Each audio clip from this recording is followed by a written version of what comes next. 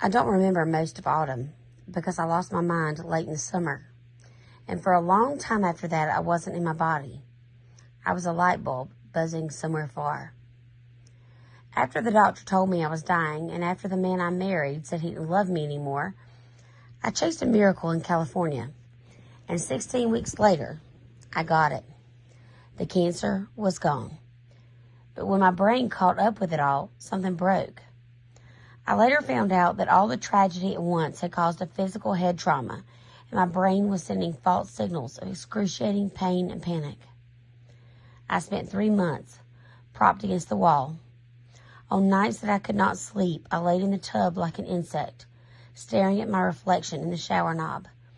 I vomited until I was hollow. I rolled up under my robe on the tile. The bathroom floor became my place to hide, where I could scream and be ugly, where I could sob and spit and eventually doze off, happy to be asleep even with my head on the toilet. I have had cancer 3 times now, and I have barely passed 30. There are times when I wonder what I must have done to deserve such a story. I fear sometimes that when I die and meet with God that he will say I disappointed him, or offended him, or failed him. Maybe he'll say I just never learned the lesson, or that I wasn't grateful enough. But one thing I know for sure is this: he can never say that he did not know me. I am God's downstairs neighbor, banging on the ceiling with a broomstick. I show up at his door every day, sometimes with songs, sometimes with curses, sometimes apologies, gifts, questions, demands. Sometimes I use my key under the mat to let myself in. Other times I sulk outside until he opens the door to me himself.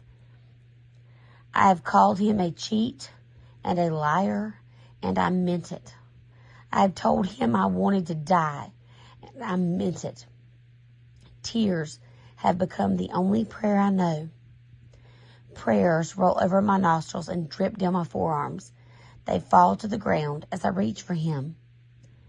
These are the prayers I repeat night and day, sunrise, sunset. Call me bitter if you want to. That's fair. Count me among the angry, the cynical, the offended, the hardened. But count me also among the friends of God, for I have seen him in rare form. I have felt his exhale, laid in his shadow, squinted to read the message he wrote for me in the grout. I'm sad too. If an explanation would help, he would write me one, I know it. But maybe an explanation would only start an argument between us. And I don't want to argue with God.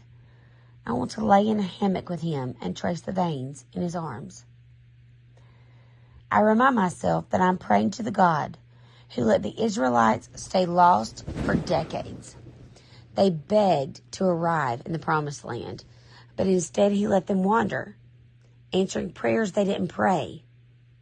For 40 years, their shoes didn't wear out. Fire lit their path each night.